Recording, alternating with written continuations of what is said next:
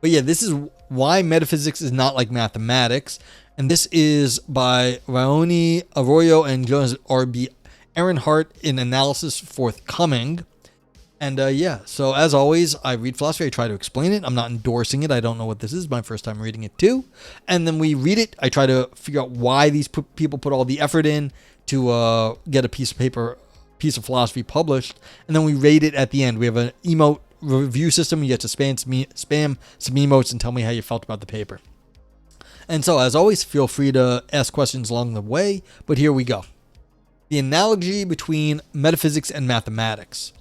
Metaphysics has been under attack ever since its first days. Well known are the critiques of Hume, Kant, 19th century positivism, and that of the logical empiricist movement. This is such a weird fucking statement. Like this first two sentences is weird. Metaphysics has been under attack since its first days. No, that's not what we're gonna do. First days. Metaphysics has been around for 2,500 years in the Western tradition and probably longer in China. So the idea that we're going to start with Hume and Kant and 19th century positivism feels like we just ignored 2,000 years of history, which is very strange in your first two sentences, authors. But like, this is not like wrong. All these people did criticize metaphysics, but this is not the first criticism from the first days. If you want to talk about criticism from the first days, you talk about Aristotle criticizing the pre-Socratics. That's criticism from the first days, because the pre-Socratics were hundreds of years sometimes before what we call classical Greek philosophy, and they were like, oh my god, their metaphysics are terrible. So like, yeah. It is meant to be poetic, but this ain't a fucking journal of philosophy. This is a journal of philosophy. It's not a journal of poetry. He's attacking the ancients, proving the statement right. Yeah, I mean, come on. Unreal says, Aristotle was a big loser. Small hands, they say. Everyone says it. So, yeah. But it's just funny that, like, it says it's been under attack ever since its first days, but its first days didn't start where they started listing stuff. Okay. Not important, but, like, odd. What these critiques have in common is that they all put in question the epistemic credentials of the philosophy branch known as metaphysics. One of the most recently advanced critiques of this sort was Ladyman and Ross's 2007 Everything Must Go. Okay, I mean, I guess, yes, in recent times, 2007 compared to everyone else is a lot more recent, but again, this is the year of the Lord 2026, just so people know where we are. Yeah, this is what? May 27th, 2026, in the New York time zone, to be specific. Given the 20th century analytic turn in philosophy in general and in metaphysics in particular, what Ladyman and Ross claimed is that analytic metaphysics is an activity detached from our best efforts to describe the nature of reality, that is, empirical science, and as such is epistemically opaque, to say the least. Their solution to this problem was direct. Analytical metaphysics should be discontinued and replaced by a new, aptly constrained and derived by our best science way of doing metaphysics. This new metaphysical practice was baptized as naturalistic metaphysics in opposition to analytic, armchair, free-range, and unmoored metaphysics. That Socrates guy, ugly, they said, and sad. Yeah, he had a snub nose, that fucking loser. Yeah, snub-nosed loser. The timeline is all over the place here. Yeah, which is weird. And it's not necessarily bad, but it's a strange way of going about stuff. Like, it's just a strange introduction. Okay. Authors continue. Not everyone was happy with that, and the reactions to this attack on analytic metaphysics was as vigorous as the critique itself. Okay. See Hawley 2010. Philosophers asking for moderation soon appeared that wanted to have it both ways. In a sense, they agree that Ladyman and Ross are right in claiming that a huge part of current analytic metaphysics goes wrong in its claims about the nature of reality, but at the same time, they also believe that Ladyman and Ross exaggerated in their demand that the activity should be stopped as a whole and replaced by naturalistic metaphysics.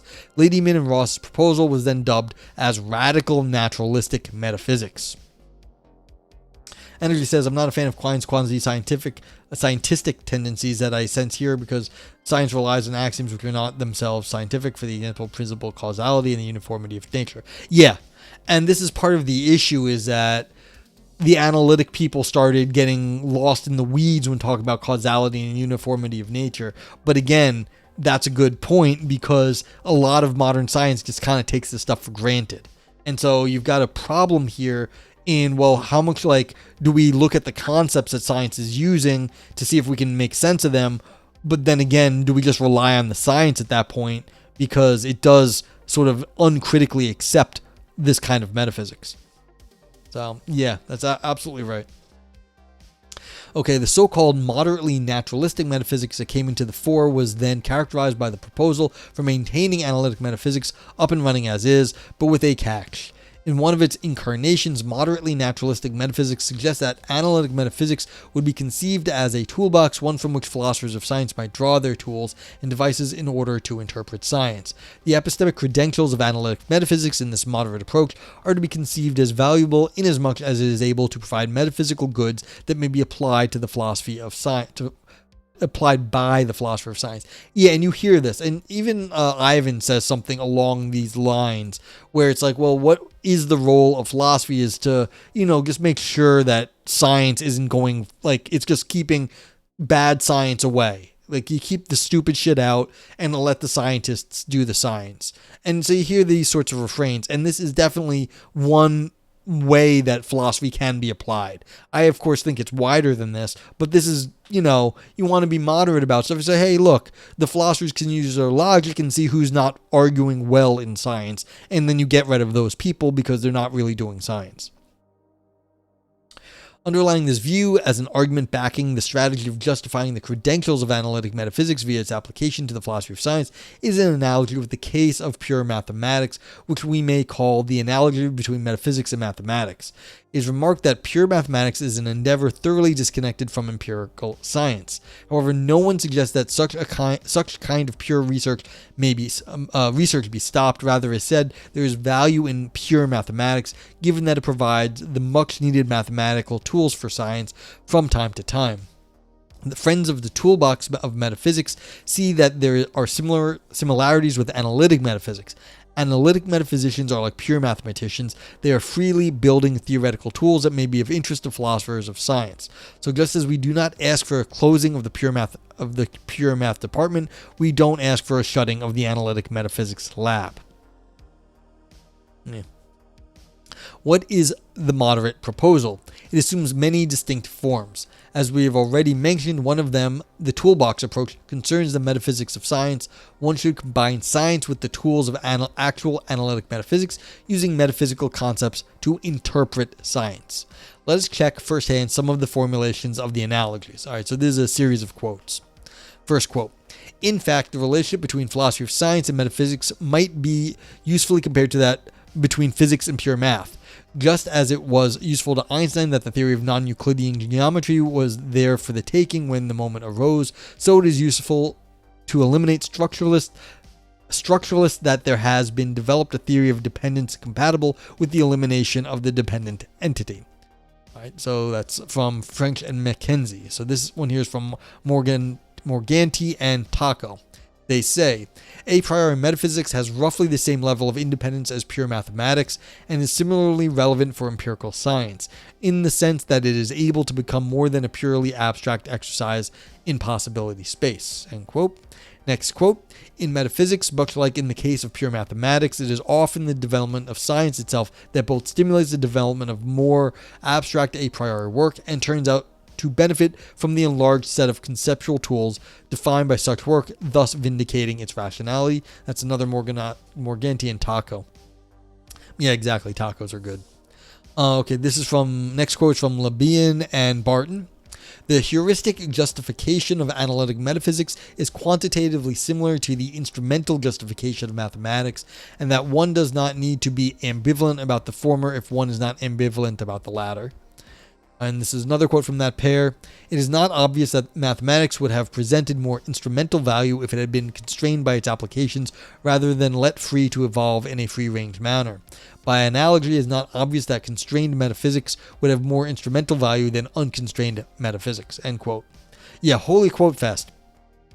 I don't hate this. I don't mind a quote fest like this in showing, okay, this is what people are saying. And these are, relatively clear quotes about the introduction of the topic that, if you're not going to complain about pure math, don't complain about pure metaphysics, because they do eventually show up to have uses every so often. And it's like, well, then, so what if you have to do a lot of stupid shit to get the good stuff? That's always how this works.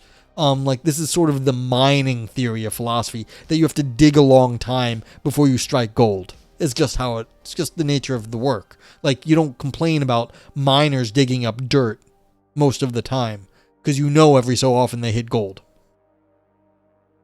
So this is an argumentative strategy in terms of how this paper was written. I use this sometimes. I don't hate it. Yeah. Energy says, I believe even continental metaphysicians can be of relevance for scientists, particularly psychologists. Cognitive scientists, for example, Dreyfus and Kelly, utilize Nietzsche's and Heidegger's critiques of detached rationality and their theories of embodiment. Yeah, where do you think those ideas came from? Those ideas were not just, like, they didn't come out of nowhere. There was a history behind them. The scientists grabbed onto them, and it's like, that's where these ideas came from. They came from philosophy. Like, psychology and cognitive science did not split off from philosophy all that long ago in, like, the history of everything. Like, we're talking in the 1800s. Like, that's not that long ago in the history of, like, science and knowledge. That's relatively recently. So it's like, it's okay. Like, these ideas came from somewhere. There was a lot of philosophy that backed it up. So that's exactly right. So it's like, yeah, just because you're calling it continental, it's like these things have histories. Reclusi said, fair point, and this paper has a weird starting point of metaphysics, one where science did not fully stem from it. Yeah. Paper has weird starting points. We were talking about just in the history, and then they're also saying, like, well, science, they're treating science, they're trying to be really reverent to science, and you get this a lot nowadays. It's a very modern sort of perspective that, like, science is, like, holy, like it's like the pinnacle of knowledge. But, like, yeah, I get that. This is not the strict philosophy perspective. They're trying to be very pro-science here. But we don't know where they're going. They're just starting off with this very pro-science stance. This may be a setup, They may be making us think that because they're going to come back and bop us on the head. Remember the title of this, Why Metaphysics is Not Like Mathematics. So I'm expecting this is all set up to go back on these sorts of claims.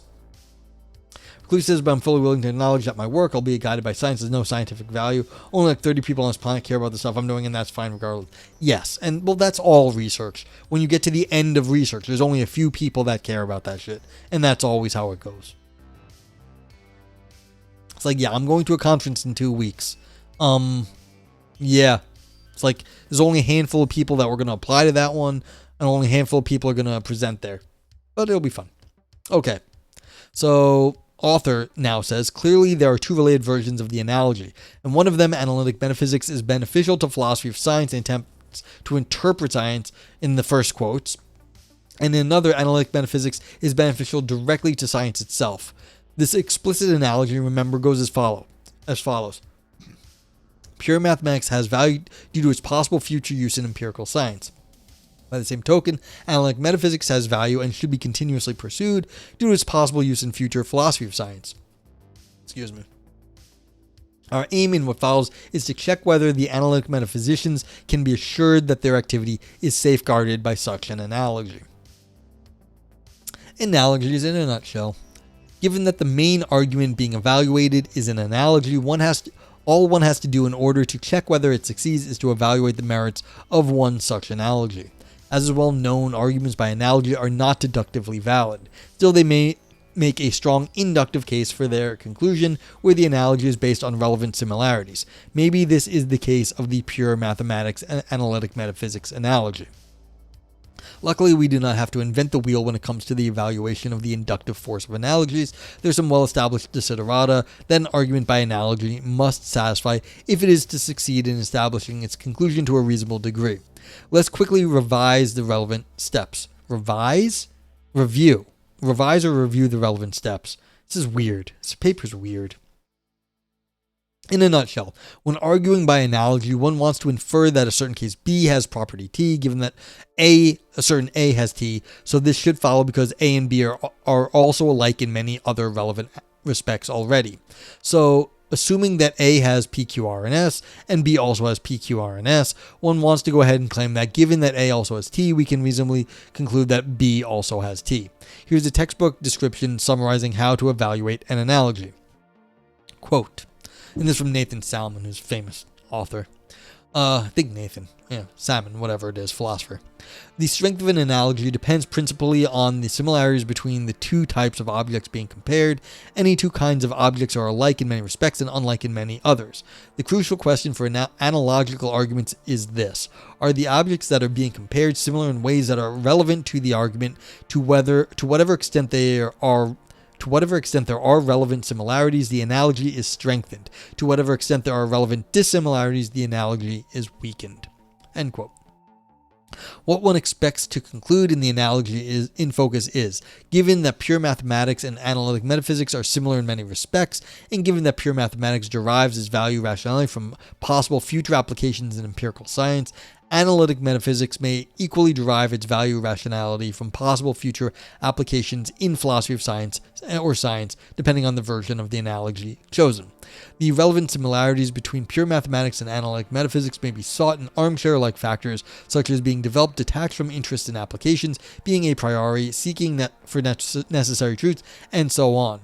However, nothing of real importance depends on how one fills this list. Our point is that even if such similarities hold, the list of disanalogies is just too important to be ignored, and it points to the suggestion that analytic metaphysics cannot have its value justified by such an analogy. Okay, so if this is their strategy, that the analogy or analogical status of math and analytic metaphysics is too tenuous. I mean, I fear they're just being, they're going to cherry pick, because the relevant idea that you're saying, okay, it has in the past provided insight into something, just as Euclid's the non-Euclidean geometry applied to Einstein's theory of gravity, just as philosophy has informed science in the past. It's more of a historical analogy than a specific analogy between math and metaphysics. So I'm not sure they got the analogy correct. It's more of the historical applications have gone in this a similar sort of pattern. I fear that's really what's at work here, and not what they're saying. Because metaphysics and math are not the same. They're very different. They just are. So I'm a little worried that they missed the relevant phenomena here. I don't feel like the argument has been made yet. No, but this is the whole point, is that if this is this, they say here, right here, Reclusi. Our point is that even if such similarities hold, and that's between math and metaphysics, the list of disanalogies is just too important to be ignored. So they're saying metaphysics and math are just too different. And I'm like, that argument I'm completely on board with. They're very different subjects, but I don't think that's the relevant analogy here. The analogy is the history, not the subjects themselves. Yeah. Well, we'll see. Okay. Against the analogy between metaphysics and mathematics. In what follows, we offer three arguments emphasizing the relevant dissimilarities between metaphysics and mathematics, thus weakening the analogy as proposed by moderately naturalistic metaphysicians. Argument 1. Justification by application. Let's start with a focus on the conclusion of the argument by analogy. Analytical metaphysics derives its value from the possible application it may have in philosophy of science. This is concluded from the analogous claim that pure mathematics derives its value from the possible applications it may have in empirical science. If the conclusion is to follow, then given the method for analysis of analogies, not only should pure mathematics and analytical metaphysics be similar in other relevant respects, but it should actually be the case that pure mathematics derives its value from applications to empirical science. Only then can we transfer this feature to analytical metaphysics. But is it really the case? Does pure mathematics depend on possible application to science to justify its value? Well, clearly not, the author says. Pure mathematics is a well-established formal science, one whose epistemic status is granted by the scientific and philosophical, for that matter, community. Pure mathematics, contrary to what the analogy assumes, does not need to grant its justification value from its possible uses in empirical science. To bring this point home quickly, one only needs to recall the famous claim by G.H. Hardy that number theory has no application whatsoever, which made him very proud. Certainly there are cases where pure mathematics finds empirical applications, number theory included, but those are at best a happy happening, not a condition sine qua non for the continuation of activities of pure mathematicians. One does not claim run-free mathematicians. Physicists rely on you. Pure mathematics is just another part of scientific activity whose justification is not on the table, so the analogy starts on with the wrong foot. We have a relevant dissimilarity here. While pure mathematics is not in need of justification for its value coming from application, analytic metaphysics is in such need, at least in the context of moderately naturalized metaphysics assumed here. One cannot infer that analytic metaphysics has a justification by analogy, transferring from pure mathematics a property that the latter lacks. Okay, so they're saying, look, we know we just like math, so we do that, but no one really likes analytic metaphysics, so why would we just do that? Even because, like, regardless of the outcomes, because math has happy accidents, but we don't care. Like, that's not actually why we do math. The happy accidents are just happy accidents. Argument 2. The supermarket and toolbox views. Keeping with the analysis of mathematics empirical science branch, another problem concerns the view that of the relation between mathematics and science. As the quotes presented earlier indicate, the idea is that scientists in need of mathematical apparatus to express their theories may just search for it in the results published by their colleagues of the mathematics department. Once they find what they need, they take it and apply it. Philosophers of science would follow the same procedure by reading analytic metaphysics books and papers, picking out what they need and applying it. The argument, however, labors under a misguided view of the relation between mathematics and science, a view Miklos Reddy has called the supermarket picture of mathematics. As I apologize, however, I'm saying this person's name. As Reddy puts it, the supermarket picture of the relation between mathematics and science consists of the idea that, quote, mathematics is like a supermarket and physics is a customer. That is to say, it is a tacitly assumed that when a physicist needs a mathematical concept, a mathematical structure, or any mathematical tool to formulate the mathematical model of a physical phenomenon, then he or she goes to the mathematics supermarket, looks at the shelves, takes off the product needed, and possibly after some adjustment and tinkering with it after checkout, they have the mathematical tools suitable to set up the mathematical model. However, as Reddy and many other discussions concerning the problem of the application of mathematics makes clear, in most cases of successful application of mathematics, the mathematical theory is developed in loco for the use in physics. Famous examples concern the development of the calculus by Newton as a tool to formulate his mechanics, the famous occasion of Heisenberg rediscovering the calculus of matrices to advance his version of quantum mechanics in 1925, the Minkowski development of what later became Minkowskian geometry for the special theory of relativity, to mention some prominent examples. Are these the exceptions or are these the rule? I don't see most physicists making up all the math themselves. They have to go to a lot of school to learn math. Well, I mean, yeah, the greats might be doing some math, but I feel like most people just went to school, and that's kind of how it goes. You go to school to learn math when you're you go to math class when you're doing a physics study, and that's where the results show up. It's that you get the best mathematical research.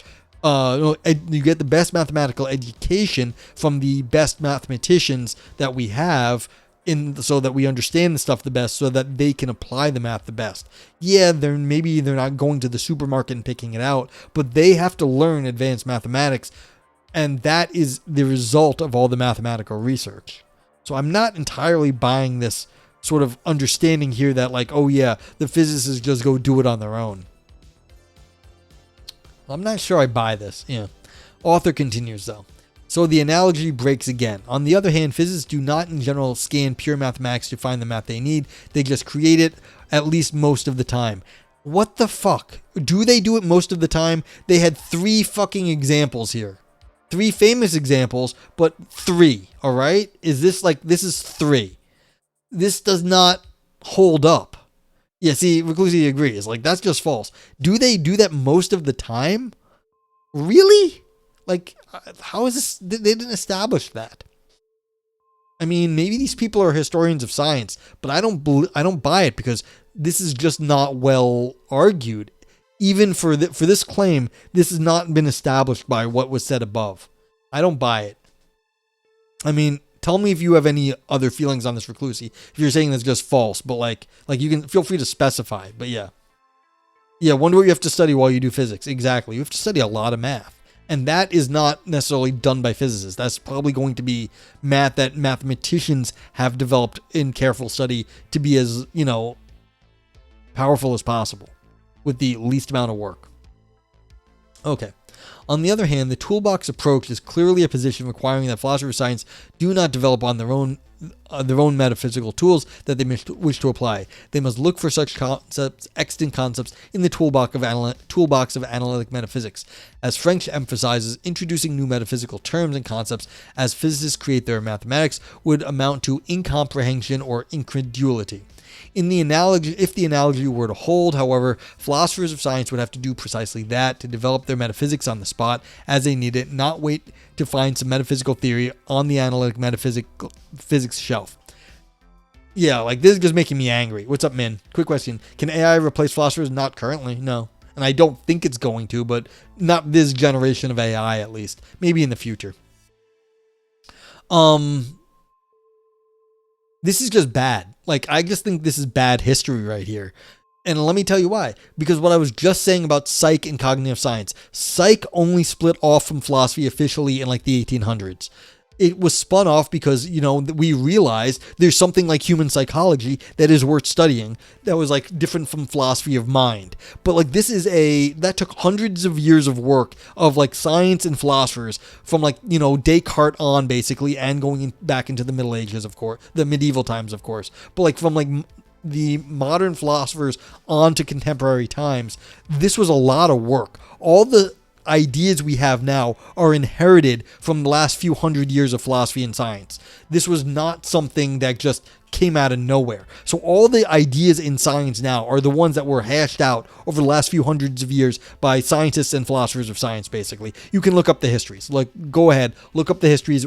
This is all known stuff. And so the idea that we're the scientists of today just make up their own metaphysics? No. They inherited the metaphysics from the scientists and philosophers that came before them, and they are picking these ideas out of the shelf. They just learned them in school. Again, then they sometimes run with them because, scientists are smart. But again, the analytic metaphysics that the philosophy of today that is used in science was stuff that was hashed out by the philosophers of the previous few centuries.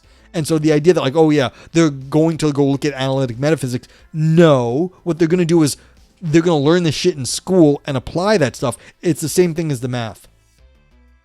You brought ChatGPT useful as fuck. Well, good. I'm glad. You don't think you're going to do research level philosophy, but if you want stuff explained, they do okay most of the time. Not all the time, but they do okay a lot of the time.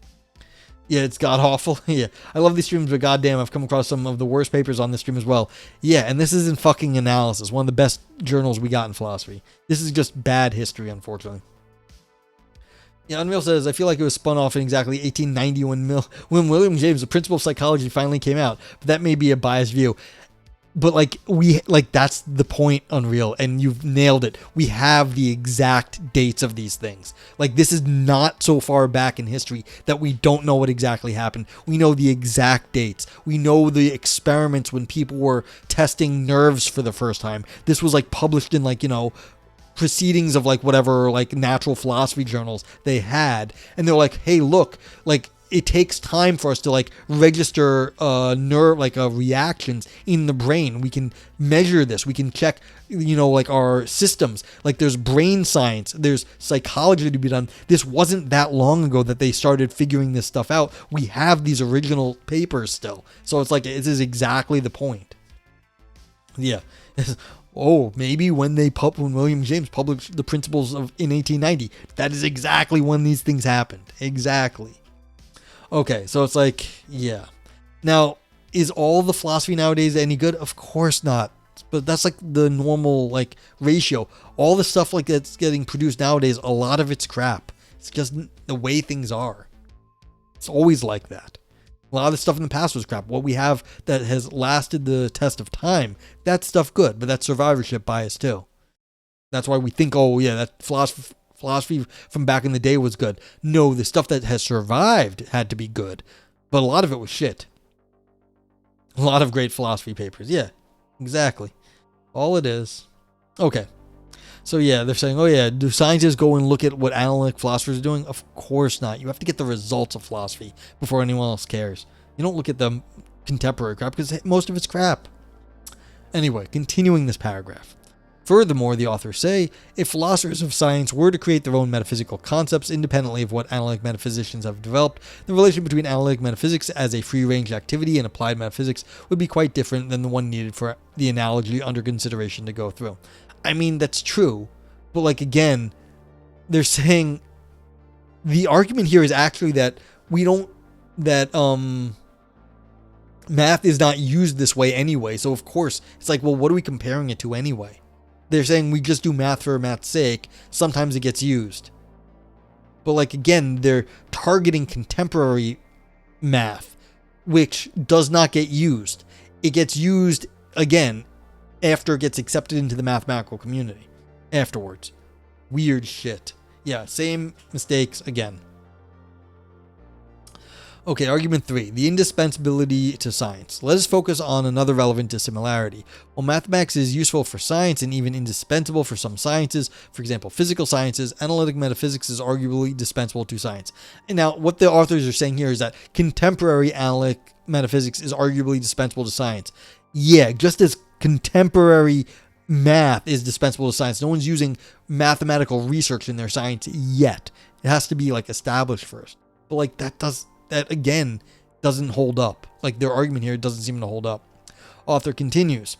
Even worse, analytic metaphysics is not necessary even for the philosophy of science. No shit.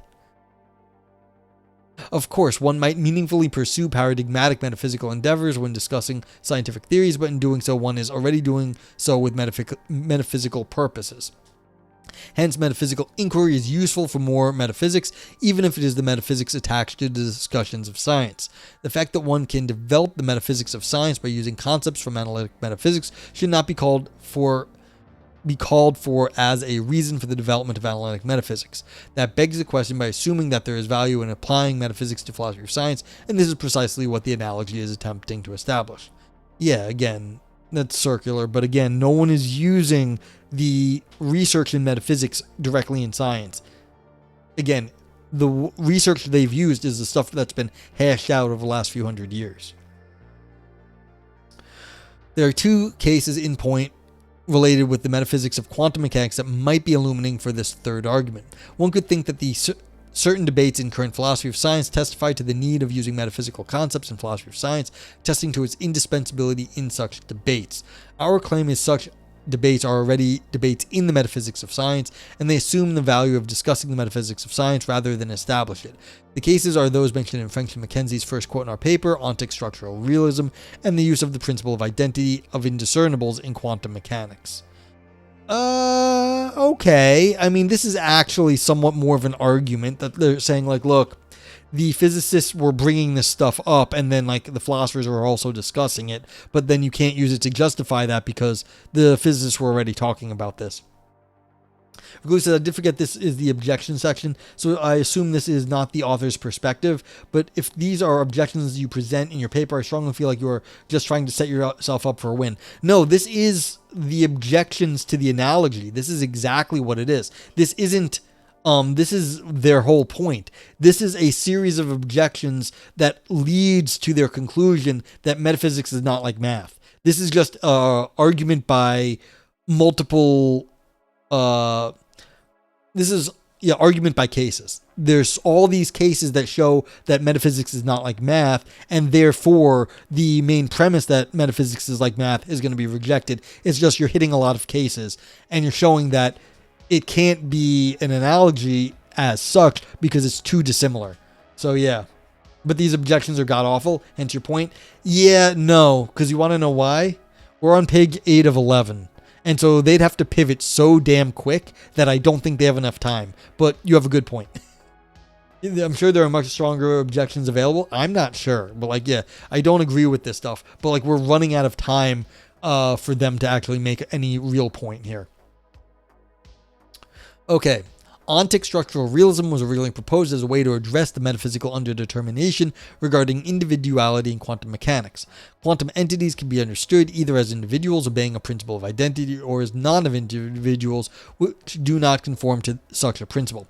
As Esfeld has emphasized, physics itself remains unaffected by these metaphysical alternatives, which demonstrates that the metaphysics is undetermined by the physics. From the standpoint of ontic structural realism, any object-based interpretation amounts to an ersatz form of realism since it leaves the nature of individuality indeterminate. The proposal then is to shift the ontological basis of realism from objects to structures. French has further argued that any legitimate realist stance towards quantum theory laboring on the basis of an ontology of objects must respond to the metaphysical question of individuality, a demand known as the Chakravarti challenge. This is dubbed as deep scientific realism in opposition to the shallow one. Yet the difficulty with this strategy lies in its tacit assumption that metaphysical commitment is mandatory from the outset. No. Metaphysical commitment is not mandatory, it's necessary.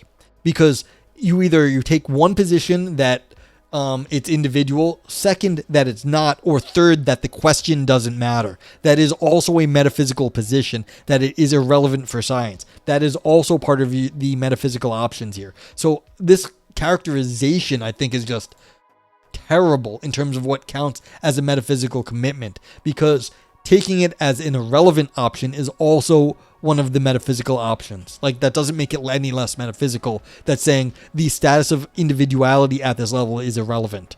That's still also a metaphysical option.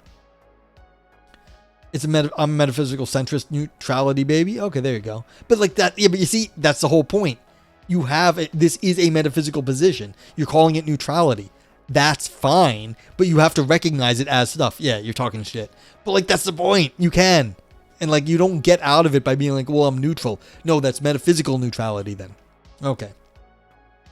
By demanding a metaphysical explanation of the nature of the posits of a theory, ontic structural realism is already within deep realism. That is, it already assumes that metaphysics has an indispensable role to play in the philosophy of science. The problem is that this indispensability is not justified, rather is assumed from the outset, thus presupposing what it should argue for. Okay, so yeah, if you say what kind of metaphysical positions there exist, then you may be forcing your metaphysics on someone, but that doesn't get you out of what this author is just arguing, that like there is no metaphysics or it's not important, which is wrong again. It's just you've got the inherited metaphysics, maybe not contemporary metaphysics, but again, this is the mistaken understanding of where the analogy is coming from. Okay, the second case concerns weak discernibility of quantum objects. Simon Saunders reformulated Quine's criterion for the distinction of quantum entities. Two entities are weakly discernible if they share all their monadic properties but differ by means of a physical relation that they cannot bear to themselves, a condition that is both irreflexive and symmetric. This allows them to be regarded as objects without requiring distinct individual properties. In quantum mechanics, this approach is applied particularly to fermions in states such as the singlet, which enter into irreflexive and symmetric relations, such as opposite spin, in contrast with bosons, which do not. The proposal has a methodological character, serving as a minimal criterion for identifying objects according to physical theory, but has been criticized for allegedly presupposing the very distinction it aims to establish, and for failing to achieve a more robust form of discerning in accordance with the principle of identity of indiscernibles. Now, moderately naturalistic metaphysics, such as French, surely welcome Saunders' reformulation of Quine's criterion of discernibility, as it finally provided the conceptual tool needed to secure some kind of individuality in the quantum domain. Yet it is worth stressing that Quine's original formulation was never intended to serve a purpose in debates of metaphysical individuality. It was a logical maneuver, not a metaphysical thesis. Saunders' adoption of weak discernibility thus already presupposes that metaphysics plays a constitutive role in the philosophy of science, rather than simply arising as a byproduct of physical theory. Again, where is the line drawn between the history of physics and history of philosophy? I don't think these authors considered anything in the range of history here. It's very frustrating. Yeah, I'm a little lost too. But like, the problem here is they went back and they looked at the original Quine and said, well, Quine was just doing some logic shit. And so this doesn't count in philosophy of science because Quine was just making, some minor thing, and they're trying to hand wave this away. But again, this would count as a historical result that now is getting applied, which they think it doesn't count because it's not the analytic metaphysics of today. Again, this is they're trying to use contemporary metaphysics to be applied to science, which it never was. It's always this historical stuff, but then they're saying, okay, but that doesn't count because it's historical, which they completely fucking don't realize is exactly where metaphysics shows up. It's historical metaphysics now is assumed to be like the way the world is. And if he says, I believe a better argument for the indispensability of metaphysics for physics is a relationalism versus substantivism debate between Newton and Leibniz, which influences contemporary space-time debates. Yes, but see, again, that's historical stuff that is not counted as legit in this, or not counted as analytic metaphysics in this article, and so they're discounting it. They don't understand the way philosophy filters down into other subjects, and they're just trying to apply the current research to physics, which is not how things ever, I think, happened. Like, it just doesn't make sense. Anyway. But, like, yeah, that's a good historical example, energy. But these authors seemingly don't think history matters at all. Okay. One could attempt to stretch the analogy to bring another dissimilarity. Consider cases of scientific theories that are not actually formulated with the help of mathematics. There are a whole plethora of theories in biology, sociology, linguistics, and other fields where mathematics does not play a role. In that sense, the application of mathematics to science is rather restricted, but that does not by itself speak against the value of mathematics or against its effectiveness in the cases where it actually does apply. Should we transfer that feature to analytic metaphysics too? That is, should we recognize that just as mathematics does not find application in some sciences, analytic metaphysics will also not be used to interpret every possible scientific theory as per the toolbox program. But that would mean that these theories can live without a metaphysical interpretation, which contradicts the deep realism the toolbox is committed to. Also, the fact that some scientific theories may refuse a metaphysical layer of interpreting seems to contradict the very nature of metaphysics, which is not confined to explain the nature of reality as described by mathematical theories. Right here, that where they start saying, like, this further argument here, that those theories can live without a metaphysical interpretation. I'm not sure what this means. Like, what do you mean there's no interpretation of what's real? Like, if they say it doesn't have a metaphysical interpretation and refuse a metaphysical layer of interpreting, I don't even know what this means, because everyone, like, just if you take naive physics, like, this is what's real, this is what exists in the world, well, that already is a naive metaphysics. We've had theories like that for a very long time. I mean, we get the word atom from the Greeks. This was the atomists is an ancient classical Greek theory about that the world is made up of different indivisible atoms that have different properties and everything's put together with them. So it's like the idea that, like, it's refusing a metaphysical layer. It's like, do you not understand any history here about where these ideas came from? Now, you may, think, oh, well, we've dispensed with those old metaphysical ideas. Yeah, of course. No one's like a classical Greek atomist anymore. Like, that's insane. But, like, the idea that there's no input from metaphysics or that there's no metaphysical claims on what we consider atoms today is just nonsense also. Okay, concluding remarks. The analogy between mathematics and metaphysics, though rhetorically powerful, ultimately fails. Mathematics has consistently provided indispensable tools for the sciences, particularly physical sciences, but such a fact is not really called upon to secure its justification as an epistemic endeavor. Metaphysics, by contrast, has not played a comparable role. Its utility lies not in supplying resources for scientific theorizing, but in shaping and clarifying the philosophy of science at best. The fact that pure mathematics does not receive its justification from its application, being a well-respected citizen of the scientific community, while moderate naturalists hope to justify analytic metaphysics through its applications, constitutes a first disanalogy. Second, the analogy built on a view of the relation between mathematics and empirical science that does not have much to recommend itself. The view Riedel calls the supermarket view, so that did I skip a line? I don't even care. So that once the relation is properly understood, the analogy is again weakened. Third, mathematics in general is indispensable to formulate scientific theories, while analytic metaphysics is not indispensable to philosophy of science, constituting another important disanalogy. Recognizing these differences does not necessarily undermine the value of analytic metaphysics, but it does require a reframing of its justification. If metaphysics is to be defended from the attack of radical naturalists, it should not be on the basis of the analogy with mathematics. Okay, and that was that. Lost everybody, of course. But now what we get to do is we get to rate the paper. If you thought this paper had some fun ideas, gave you stuff to think about, made the brain dance, give it a brain dance. Small b, big D, capitalization and spelling do count here. Nog Scream for existential or artistic drama. I don't think there's going to be much of that here. Nog Oro, Ouroboros for deeper ancient ideas. Nog Knife for slicing and dicing arguments. They did attempt to do that. Nog Navel, navel gazing only for academics. Nog Turd, all style, no substance. Still poop underneath. And Nog Rapes for big claims that shrivel up. You can also use the global vote yay and vote nay of Twitch and my vote meh. Note, I calculate an overall score. Anything in the green makes the score goes up, and anything in the red makes the score go down. The vote meh actually makes everything go towards the middle. Reclusi gives it a grapes. Energy gives it a knife. 2 turds, a Nog Navel, and a meh and a nay. I wonder why the Nog Navel didn't go through. Oh, it's small n in the beginning. I'll fix that if you don't, Energy. But thank you for the ratings. Yeah, this is bad history of science here. Thank you, Energy. I appreciate it. Yeah, like I just don't like their, like they attempted to do some history. They attempted to do some analytic philosophy. You know, the funny part is their arguments were fine.